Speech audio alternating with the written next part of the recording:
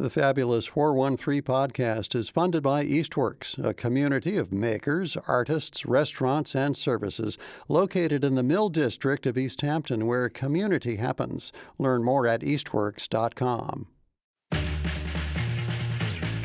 Welcome to the Fabulous 413. I'm Khalees Smith. Alas, no McGovern today because we're going out to the gardens. Later in the show, we'll speak with an author you can meet Saturday in South Hadley who has her very own poison garden, Varla Ventura. And we'll hear about the upcoming production of the School for Contemporary Dance and Thought with director Jen Pullins. But first, this weekend, gardeners across our area will open up their grounds for folks to come and visit and be inspired for the Garden Conservancy's Open Gardens event. And we went to Greenfield to see one of them.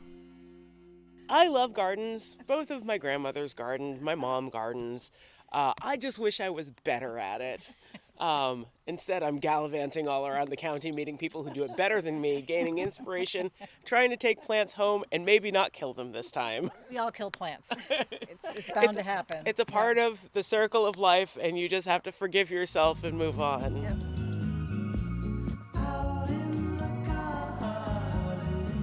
And who are you? I'm Sarah Chadwick, the Garden Conservancy Ambassador for Hampden, Franklin, and Hampshire counties. And who are you? I'm Laura Schleicher. I live in Leiden. I'm the president of the Greenfield Garden Club. And you're the one who built the garden initially, correct? Right. And what's your name? My name is Elise Schleicher. Yeah. 90 years strong. How big is the garden? An acre and a half. That's so much space. It's stunning. It's truly stunning. She holds court on the back porch. On the back deck, And I mean, people were asking you all kinds of gardening questions, really taking from your wisdom. It was lovely. How long did it take you to design the full acre? 18 years since I came here, made it little by little. That's still a lot of time. That's a whole human being who's now through high school that this garden is. That's right. And did you help along the way with the gardening process? I did not, only because my mother has a clear vision of what she wants. And God forbid I should stand in the way. So, but she's got, 5 green thumbs on each hand. And she's been gardening for a long time in many different places and brought her expertise to all those different gardens. What has Open Gardens been like for you has it only been one year? How long? Only 1 year in this area, and so we're starting our second year. Well, we've kind of started already. We have a big day coming up in This one's on June 7th. Yeah. Okay, and then the May 31st, we have a lot of gardens open. So, and we have one person in Amherst. She opens 3 times a year. Bless her heart. But that's Carol, right? That's Carol. So this is interesting. So my friend Becky George, who my mother bought this house from, and I went to see Carol's garden, which is fabulous. But it was wonderful. So it was April. It was kind of raining, but that doesn't stop gardeners from going out. You know, you just put on the raincoat, you take the umbrella. But she's such a sweet person. And she was saying, I'm so sorry that the Garden Conservancy isn't going to be here in June or July when it really is spectacular. So, of course, we said the Garden Club would love to come. The Greenfield Garden Club would love to come and see. So we're going to go see her on June 10th. So you mentioned the Greenfield Garden Club, which is now affiliated with the Garden Conservancy. Well, we have a club membership. Such a bargain. It's a bargain, yep. Because it's not only the open gardens, but there are programs. Last year they did a 4-part series on Sissinghurst, a famous garden in England. Sometimes you can get a book and a lecture for really a great cost. Yeah, many webinars are $5. And so if you're a member of the Garden Conservancy, you can attend these open gardens for only $5 as a member, where it's $10 for an individual. And a lot of these gardens are just jaw-dropping. I had no idea that there was this wealth of gardens in my area. I really didn't. I remember the first time I came here, I'm like, oh my gosh, you've got a labyrinth, and you've got this, and you've got that. People have just interpreted their gardens in so many different and fascinating ways. Last year I was recruiting for this this year. And someone from Plainfield contacted me. And I've never been to Plainfield. I don't even know what's up there. But oh my gosh, we have a gentleman up there who has done a garden with stone walls that he built. He's also generously doing what we call a digging deeper, where he's doing a presentation on building stone walls. So these are the kinds of treasures that have been found in our area.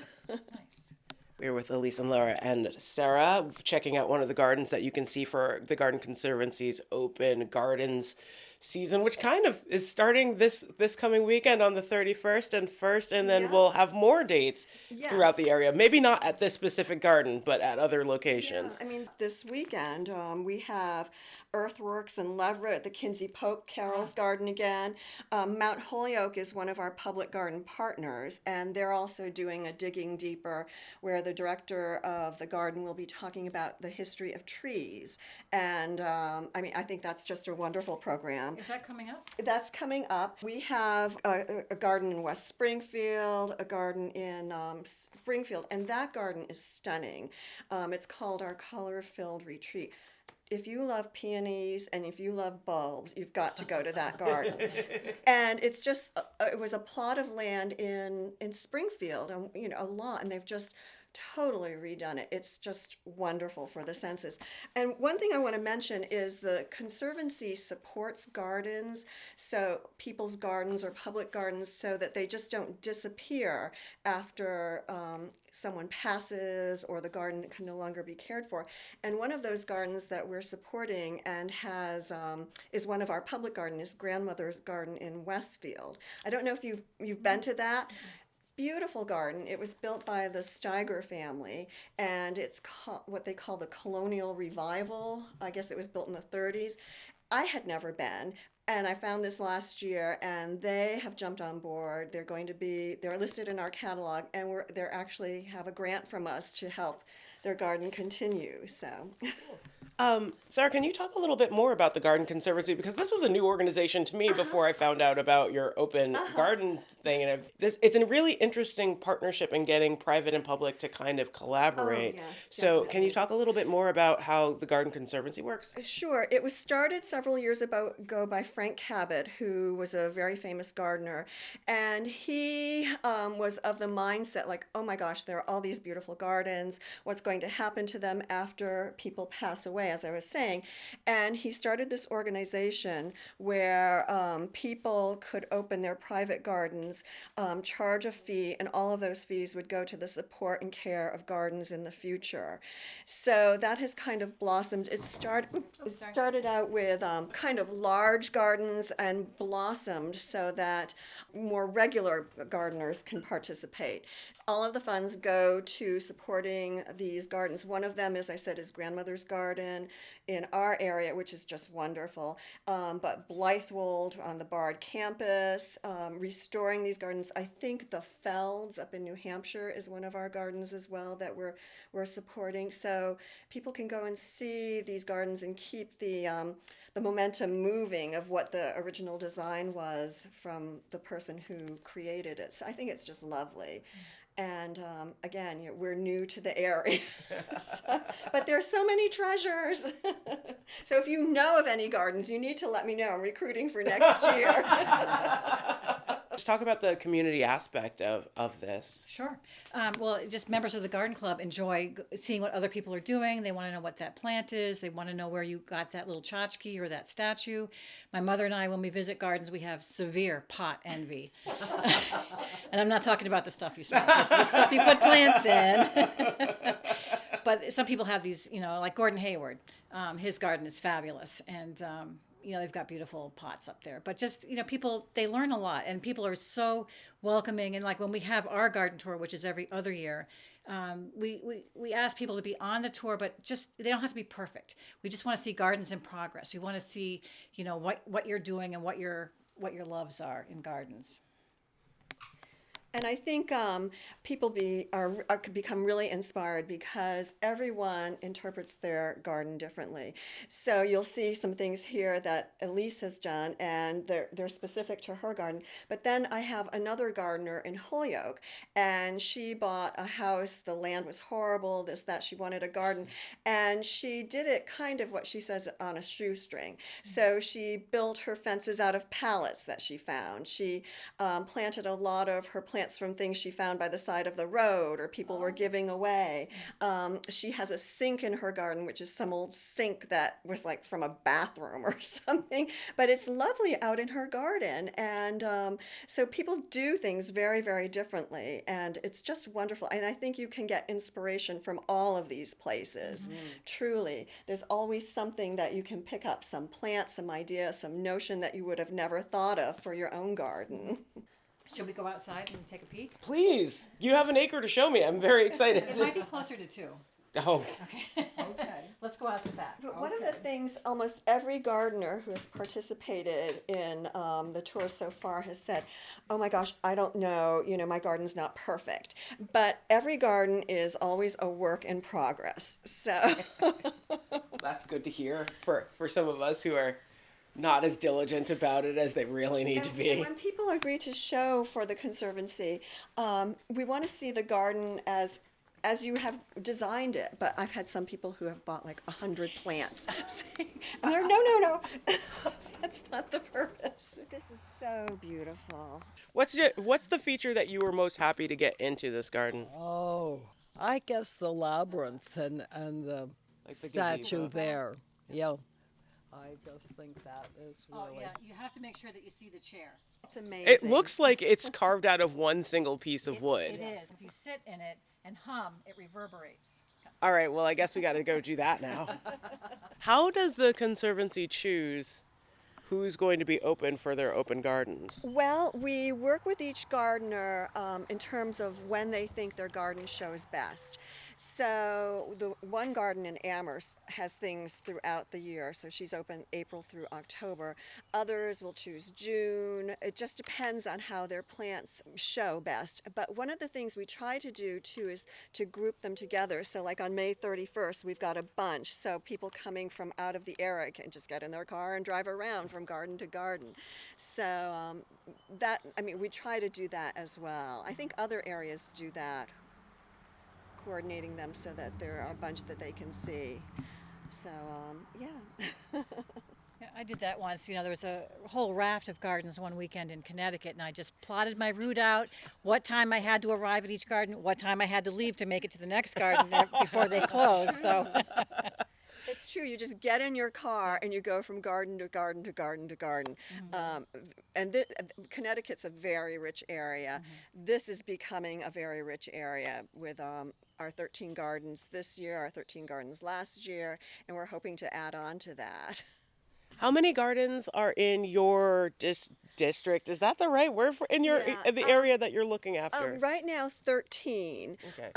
with some public gardens. And we had some folks who participated last year, didn't want to do it this year, wanted to take a year off. So we have probably about 15, 16 gardens. And I think that's a great start for just our first and second years. and that's 3 counties, right? Yeah. Franklin, Hampshire, and Yeah. Hamden. There's a woman who showed last year on a plot in downtown Greenfield. Did you go to that garden, Laura? It's not ringing a bell. Which garden was that? I can't remember. It was in downtown Greenfield, and it was that Mary? Mary. Swan? Yep. Under an acre. She's getting jam from her garden, this, that, planted on the sidewalk. People would stop by her Right. sidewalk. Her Yeah. beautiful garden. Had It no is. idea. Right. It is just gorgeous. Yep, it is. She did a wonderful job on a small plot of land, and it was just beautiful. So we're headed to the to one of the middles of this garden. It is an acre large, and I'm not sure if we're going to cover all of it. There's the labyrinth, and it's stone, and in the middle is a gazebo with a fantastic wood-carved chair. Like Laura was saying, like all sorts of animals carved into it. It looks weirdly comfortable. It came from Michigan when she lived there. Someone whose artistry she admired, and she saw the blank piece of of the log, and said, I'd like to see what you do with that, and let me know. So like a year or two later, she called her and said, I've got it done. So she said, yep, I'll take it. Why a labyrinth?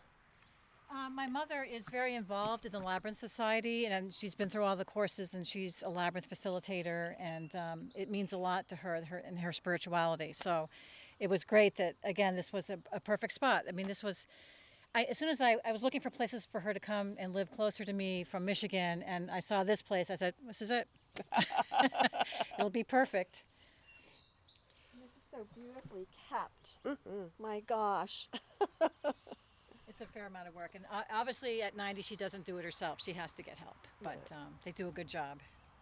It's hard to find people that know how to trim grass without girdling your trees and things like that. Right. The gazebo. Well, I think she built everything to be in the middle of the labyrinth, and she did have this chair, so everything, was built to fit everything in. Yeah, it's so beautiful. So people could come out here and meditate. Since we're sort of audio, we got the bell. Okay, I have to sit in this chair. Yes, you have to sit and hum. I'll get a close up in Oh, whoa. Whoa, it really does reverberate.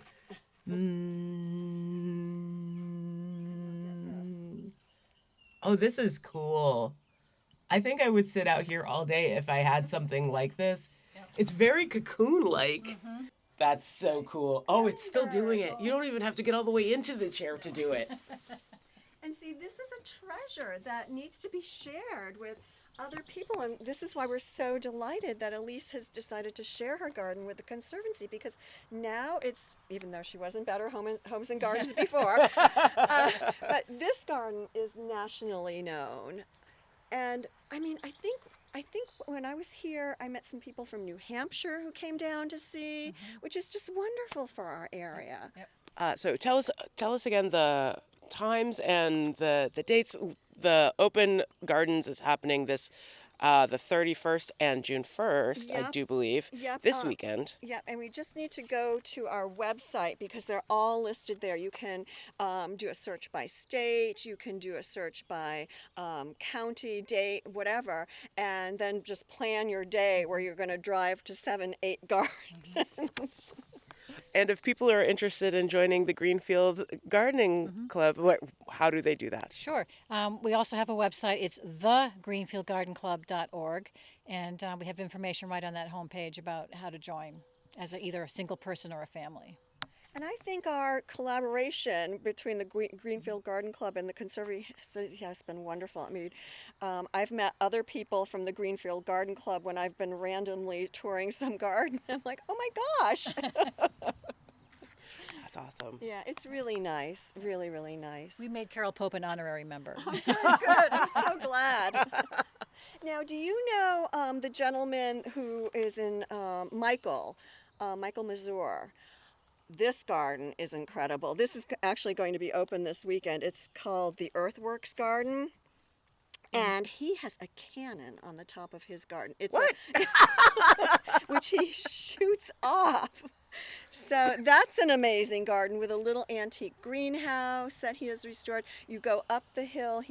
Last year he was installing a tiki hut, and that's halfway up. So I guess, if you're visiting and he has a day when he's serving drinks, you stop there and then you go up to the top and there's a cannon that he shoots off.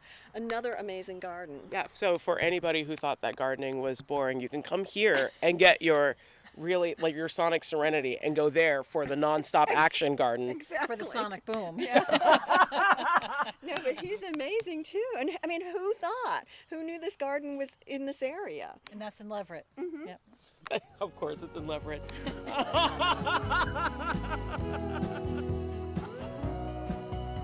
Thanks so much to Elise and Laura Schleicher and Sarah Chadwick for taking time to show me around their amazing grounds. You can see them this Saturday starting at about 10 a.m. We'll learn about the new program for the School for Contemporary Dance and Thought after we hear about the folk tales and real science within the pages of Varla Ventura's latest book, Enchanted Plants. You're listening to The Fabulous 413 on 88.5 NEPM. The Fabulous 413 podcast is funded by Northeast Solar, helping customers make the switch to solar for savings, energy security, and tax incentives. Learn more at northeast-solar.com.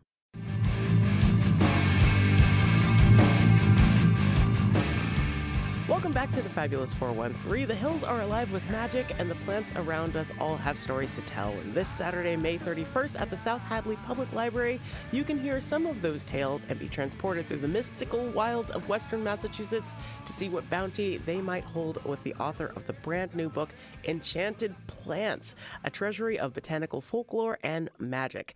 That author is Varla A. Ventura, a writer, traveler, rotten botanist, and lover of the strange. She has authored many other books on bizarre and freaky things, from the history of paranormal parlor games to plants that smell like corpses to mermaids and other creepy fairy folks. She's the head gardenist at Rotten Botany and a contributing writer to Shadowzine, and in her homelands of Minnesota has a poison garden, which is awesome. Enchanted Plants is her 8th book and will be the topic of this talk, and she joins us now. Thank you so much for joining us, Varla. Oh my goodness, thank you so much for having me. Oh, our delight. Again, when you're told that someone has a poison garden, you probably want to talk to them. If not for your knowledge, then perhaps for others. Or perhaps to protect yourself, you know. So have you always been interested in gardening, whether poisonous or not? Yes. I have had a long-standing relationship with plants, and something I think, a lot of people can relate to, some very early, very visceral memories of plants. This particular kind of calla lily that was taller than me in my grandmother's garden, the lemon tree in the backyard. My mom always kind of doing things like leaving a pot of pennyroyal out next to us while we were sleeping at night to keep the mosquitoes, when we were sleeping outside in the summer, to keep the mosquitoes away. So a lot of my early childhood memories do kind of revolve around plants. And as a teenager, I started working in plant nurseries and flower shops and things like that. And then you meet some real interesting people that work at plant nurseries, because they tend to like plants and some other people, but not all people.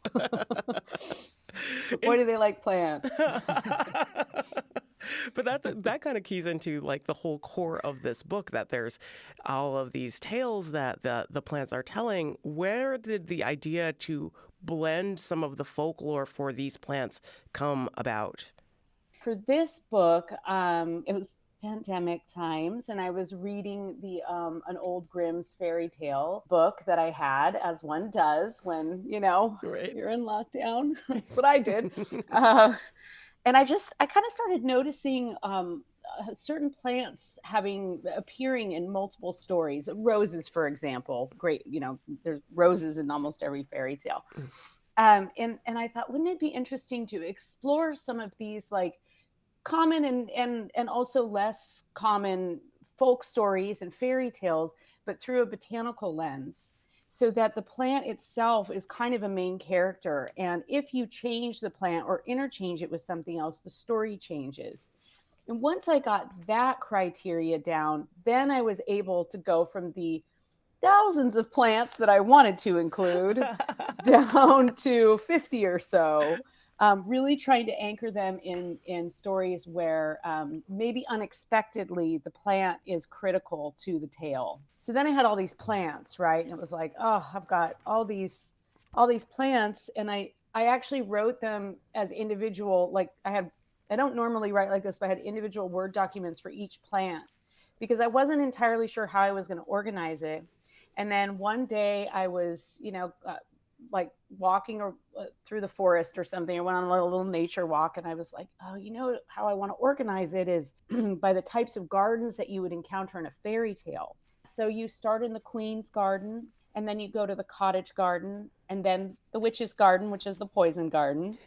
You get on your horse and you ride through the meadowlands and out to the forest until you're at the water's edge, which is the sea or the edge of the lake. Yeah, I thought the way that this book was organized was fascinating, and each plant that's in this book, you're given their botanical name and where they're native to, which I thought was also really cool. Did you find a difference in between the stories that you found in Western Hemisphere versus like Eastern Hemisphere, like Old World? Oh yes, well, it's interesting because with plants, um, with a few exceptions of like the extreme, poles, there's actually plants in the same family that kind of grow in all over. So a great example are water lilies. There's a huge Nymphaceae is like the huge family of water lilies, and then there are all of these nymphaeas, which are named after water nymphs. So I love that name. That are native to all of like North America. We have some here in Massachusetts. Nymphea odorata are the beautiful, fragrant ones. They're kind of a yellowy, pale color. They bloom. They just grow in the ponds around here. But then you also have like the giant Amazonian water lily that can like support the weight of a man, or a woman maybe. And so they're actually, because now we have gathered around the world so many specimens, and we have all of these herbariums and this massive taxonomical record of all of these botanical specimens. We've put plants in the same family or genus, even if they're in completely different parts of the world. One of my favorite chapters, actually, that was a little bit unexpected, but was corn. Corn is indigenous to North America, North and Central America. Of course, it is the Maya who cultivated it from essentially a blade of grass, like 5,000 years ago. And it held so much cultural significance in so many places. And then it also played this role in the vampire craze in Europe. So it just took me in all of these places. Yeah, I mean, I think one of the things that you have to be very conscientious of when you are working with fairy tales is that what you are likely reading is a translation of a translation of a translation. And in my book, I revised some of them. I did my own translation. But every time you have that, you get somebody's spin on it. And a lot of what is available for fairy tales, including fairy tales that were gathered from like places like China and India, like especially in the Victorian era, these were gathered and translated into English generally by men of the cloth who were educated. They could afford to travel. They could afford to take the time to talk to people and write down their stories. They were able to read and write, and they had their own agenda. There's an inherent bias in all of that, it's actually kind of fun to look through those things and compare different variations of the stories and different translations, just to kind of get a perspective. But you have to do a lot of reading between the lines and kind of taking into account what was happening culturally at the time. There's this really funny story about the giant Amazon water lily. Multiple people claimed that they discovered it in the Amazon basin of Brazil. Mm-hmm.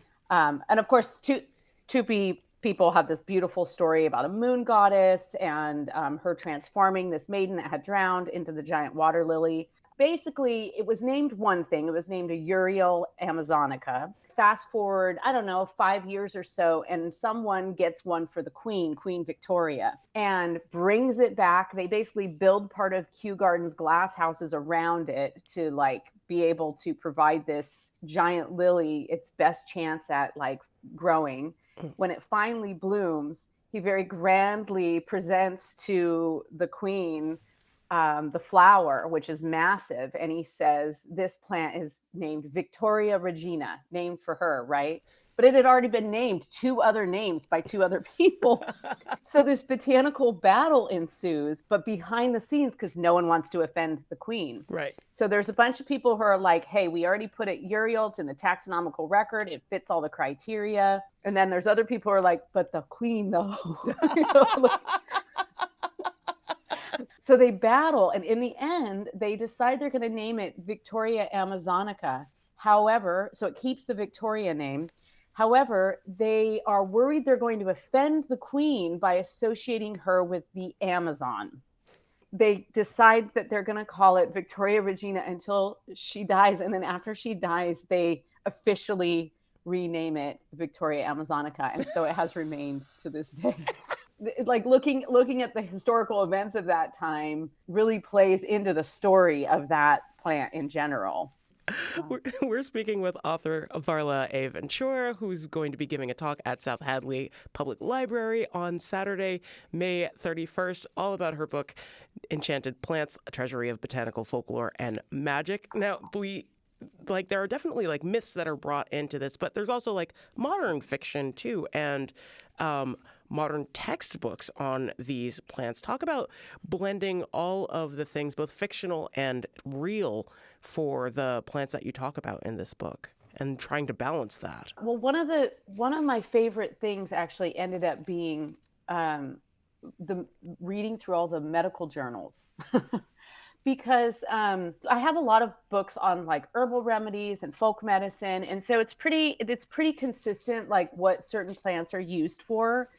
But what was really interesting was digging into, just all of these like online studies, all of these medical reports, and seeing actually this, in my opinion, I saw a real shift from, I had done a project like this for a botanical garden, like about 15 years ago.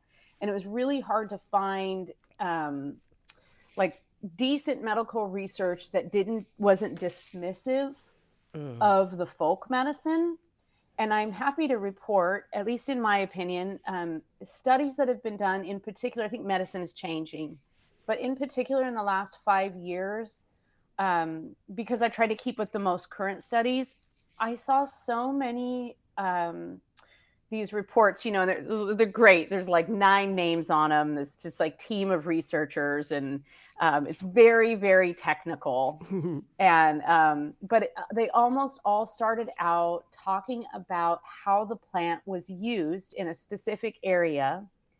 And there were a lot, this is happening a lot in Indian studies.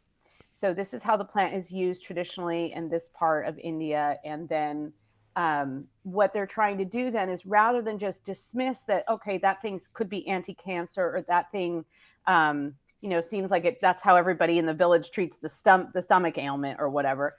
They're going, okay, let's see if we can figure out what it is in that plant that we can isolate and then perhaps be able to replicate in a lab to create medicine. So instead of starting out with the idea that, the locals are wrong, the natives are wrong, right? It's starting with this other perspective, which I've seen a shift in that trend, and I'm seeing it in all of these studies, and it was absolutely fascinating. It was so fun to do that. I was surprised how much I enjoyed that, because it's very technical. And I'll admit, I had to look up a lot of words and I think I'm getting that. But it was really fun, because once you start, especially with like the poison plants, a lot of the same alkaloids are in all of these different plants, even though they're not related. So like henbane and deadly nightshade and even foxglove and poison hemlock, like when you break it down, they have a lot of the same chemical components that are causing the poison, which is really interesting. So that's a rabbit hole, but I had a lot of fun doing that and that kind of kept me a little bit more in the contemporary world. Right. Because otherwise, I'm like going through the fairy portal and you won't see me in 6 months.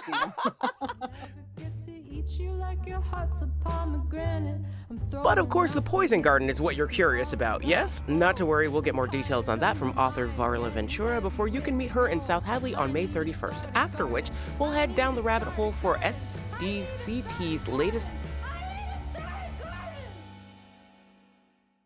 The Fabulous 413 podcast is funded by Window World of Western Mass, a local family business with experienced craftsmen offering skylights, siding, gutters, and doors. WindowWorldOfWesternMA.com.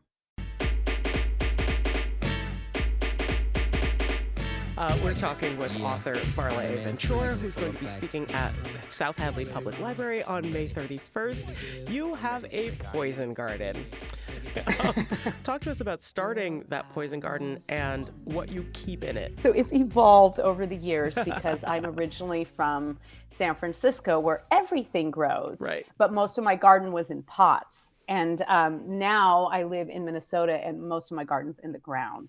So first, I'll start by saying there are a lot of plants that you're probably already growing that are poisonous. Most of them, I would say. Don't judge me.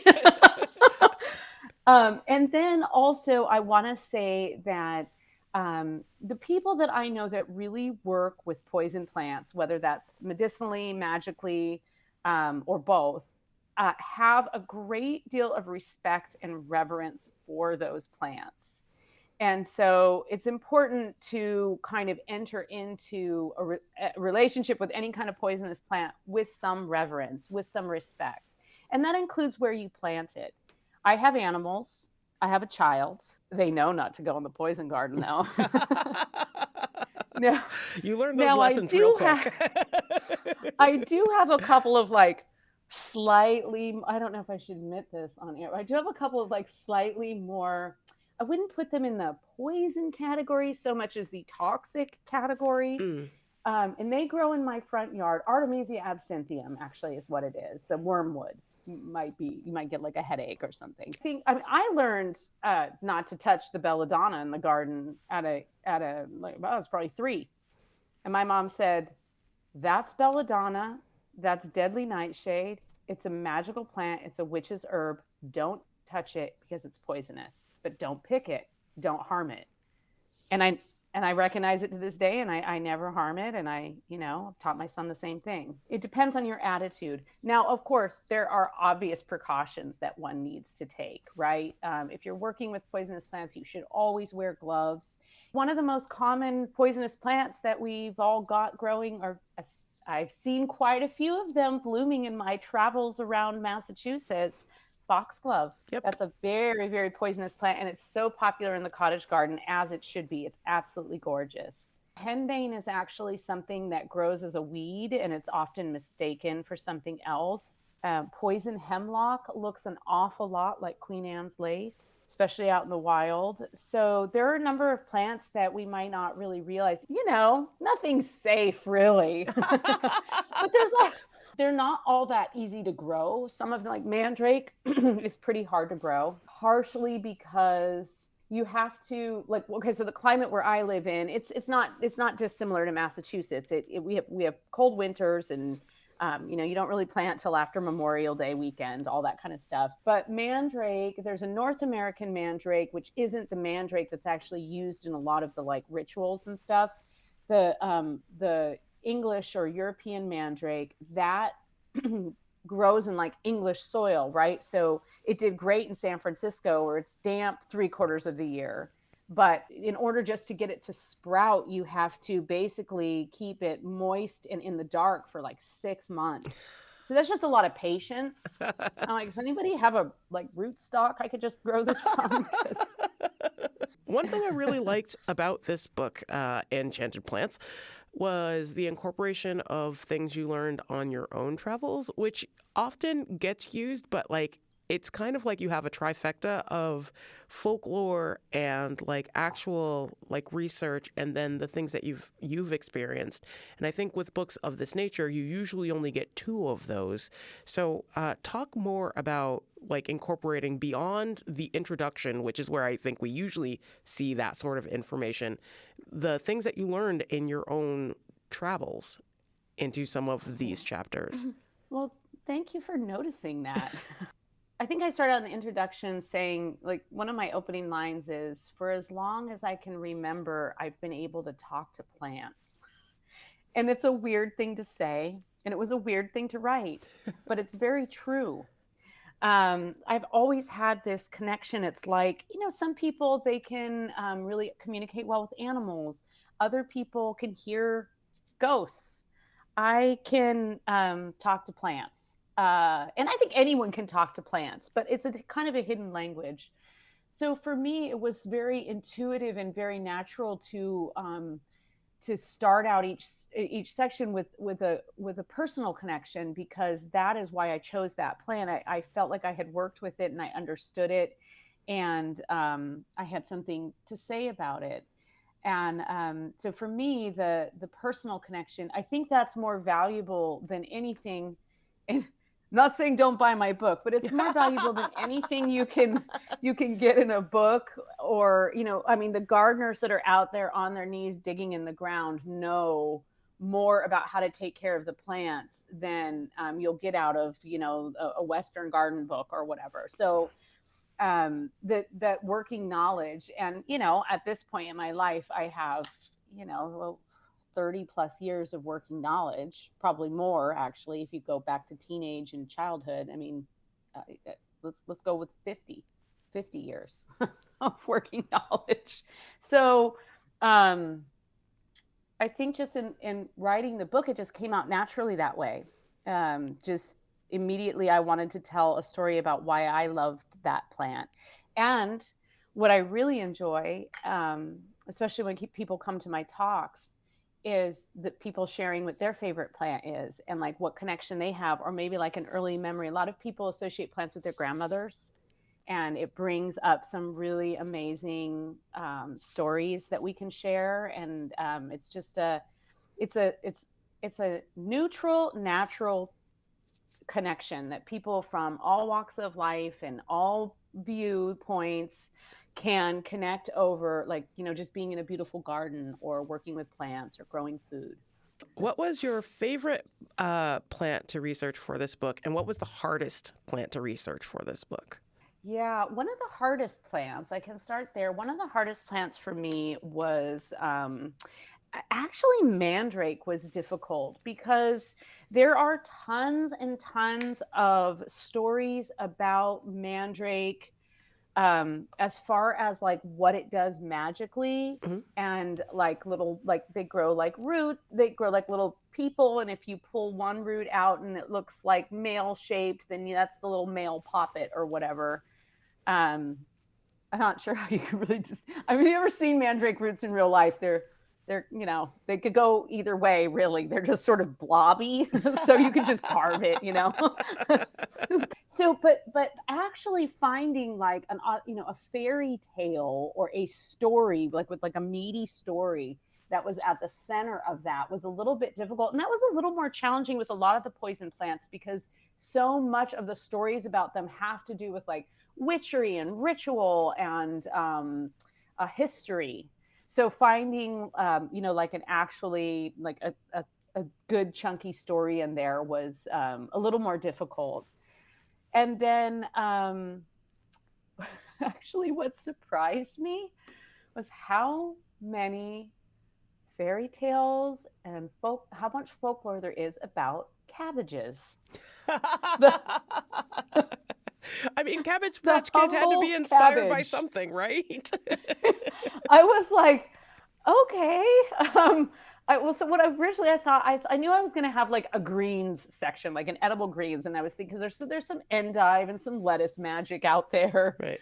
And so I was like, okay, well, this will just sort of be in there, and maybe I can get a little bit into kale. And then I was like, well, this cabbage thing. And then the next thing I know, I was just like, wait, here's another cabbage story. Transformative cabbage growing in a witch's garden turns some starving soldier into a donkey, or takes him on a quest.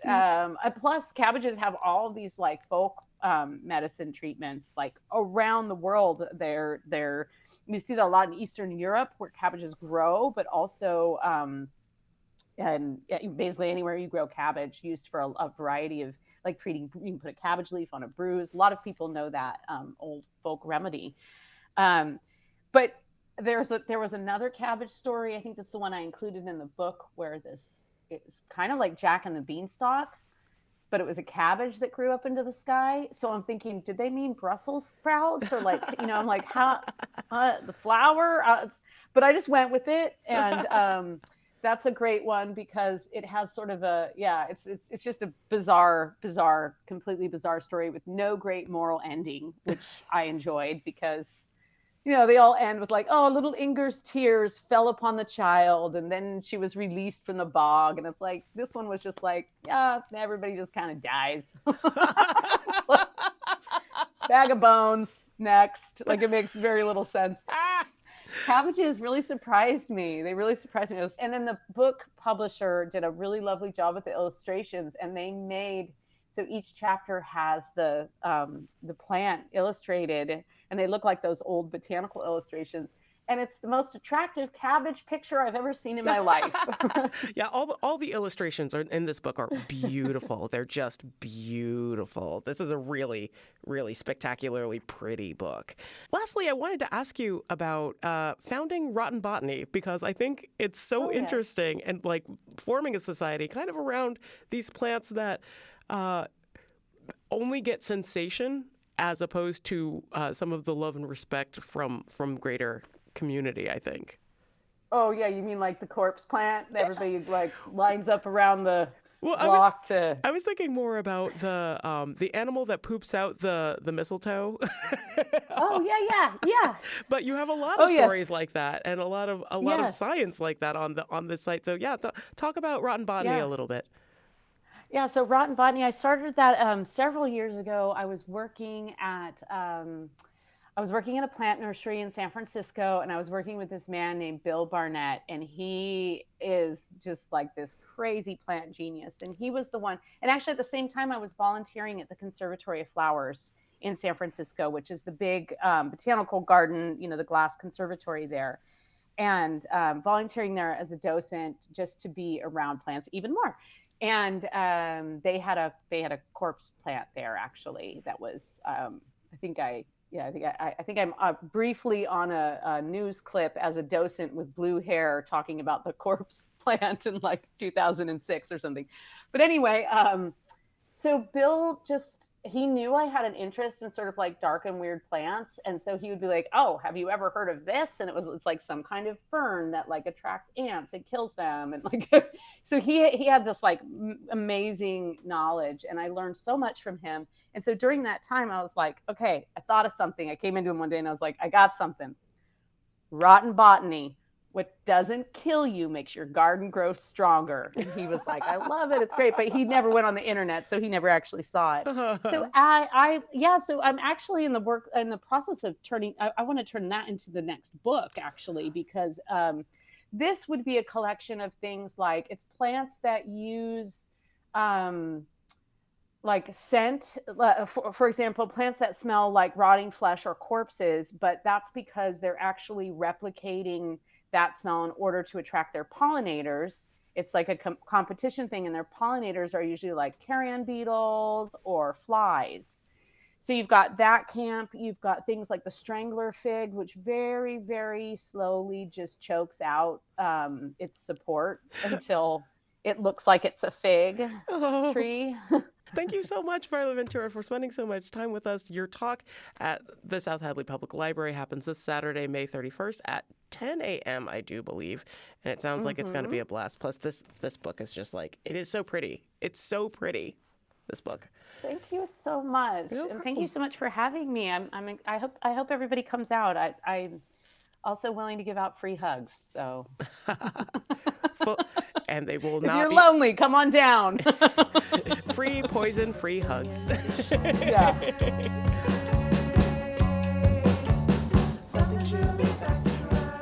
You can pick up Varla Ventura's latest book, Enchanted Plants, or any of her other 8 at her event at South Hadley Public Library this weekend, or wherever books are sold. Up next, learning about the new production from the School for Contemporary Dance and Thought's hatchery company, Wonderland, with director Jen Pullins. You're listening to The Fabulous 413 on 88.5 NEPM. The Fabulous 413 podcast is funded by the UMass 5 College Credit Union, offering co-op advantage checking with cash back on all purchases, plus secure debit card controls, all from the UMass 5 mobile banking app. Insured by NCUA, umass5.coop. We've swapped beds. It's totally fine. Welcome back to the Fabulous 413. With us is Jen Pullins, director of the School for Contemporary Dance and Thought, the Hatchery Young Artist Project, which is part of that company. Company is presenting Wonderland, a bold new experimental production that fuses original live music, contemporary dance, visual art, and spoken word. It's entirely created and performed by youth ages 12 to 18, working alongside internationally acclaimed choreographers, also featuring artwork by Barry Moser. And again, with us to talk about it is the director of SCDT. Yes. Jen Pullen. Hello. Thank you so much for having me on. No problem. Thank you for joining us. This is the first narrative work that the Hatchery has put on. Why did they make the choice to make this a one encapsulated story? Yeah, so we've been wanting to do this for a long time. We've played with writing our own musicals, and I really actually am the one that pushed Alice in Wonderland. I've been holding this as a project for about 15 years in my little heart area of projects. And I was like, it's time. And they were like, really? Okay. And I love that we're doing a narrative story because we are an experimental dance and performance and art center. And that means that inherently it's a little bit more confusing or open-ended. And so to frame it with words, which dance isn't framed with words so often. Dance is not an art form that uses language and talking as our primary focus, is really exciting. And also, I came from the ballet world, and so I came from this world of only narratives. Right. So there is going to be language in this, and there is going to be a narrative framework that is spoken as opposed to just movement, which is what I was expecting from this too, because that allows you a whole lot of giant canvas of things. But have the members of the Hatchery gotten used to using words as opposed to music as something to build against? Yeah, I think that they are a very versatile crew. So they're not all dancers. In fact, many of them aren't dancers. They come just as creative young people that have experience in lots of different art forms. There's a lot of singers. So there's going to be a lot of singing and speaking. We do use speaking more than other dance forms generally anyways. So the kids are pushed to use their voices, and we're also using a lot. It's you'll see in the program. It's a chapter book, so that each dance is a chapter, and the dancers, the choreographers that created each of the pieces, 80% of the work is created by kids ages. We have 2 14-year-old choreographers this year to 18 years old, and they're all picking one sentence from Alice in Wonderland or Through the Looking Glass to be projected, sort of to help frame and orient the audience. Do all of the performers in the Hatchery have the opportunity to choreograph, or are just some of them pulled more to it than others? So we usually have about 6 to 7 seniors, so they get priority, and this is our spring show. So they're the ones that are given the most space, and then I push everyone to try. And mostly everyone does try eventually. They often come in when they're 12 or 13 years old. We don't let them choreograph for the first couple of years because they're just learning about the complexity of what it means to create a dance, which is really, really hard. And then some of them come in, ready to go right away. And some of them take all 4 or 5 or 6 years, however long they're with us, until they muster up the courage. What have you seen shift in this work itself in comparison to some of the Hatchery's other spring concerts? Because, again, this is the first time they're working with narrative. Yeah, I think there's an interconnectivity between the choreographers, and the dancers are a little more oriented. Some of them feel pushed because, I'm you have to, we're working with this theme, whereas usually they get to just go off into their own thematic imaginations, which is really amazing. So, but it's also been great to have them learn how something very far away can still be connected to, which is why I love Alice in Wonderland, is because it's just about, a world that is coming apart, or not sensical, or has no answers to its riddles. So we're in that world anyway. Cool. Just for people who aren't as familiar with the Hatchery, give us a quick explanation of how it sits within the School for Contemporary Dance and Thought. Right. So it's really the heart of SCDT. We've been doing Hatchery for 10 years. We have about 15 to 25 young artists each year coming in, working with us 3 days a week. They come in, they train in techniques, which are movement-based. We are rehearsing in that time for shows that happen in December and in June. And again, as I said, 80% of the work is created by them. We have a pit band, so we have 3 to 5 artists that are musicians that are creating, and in this time it's like they're almost playing the whole show, which is really exciting. So original music. And then we have guests that come in, international guests. A lot of them go to college and are like, oh my God, I worked with this person that they were, quoting in our college program. And so it's a big mix. It's really trying to mirror what it is to be a professional experimental movement artist in the world right now, and give them an experience as teenagers. Why not? In terms of like the hatchery within the greater organization, do the other dancers in other classes come and get inspired by the hatchery? Like, where do they lie in the landscape of all that is the School for Contemporary Dance and Thought? Yeah, I think everybody wants to come work with these kids. The kids are very open-minded, and it's really exciting. If I had unlimited funding and unlimited space and time, we could make even more happen. But there's a huge amount of enthusiasm, and the MFAs from the Smith grad program are coming and teaching a lot in our program. They teach the adult classes.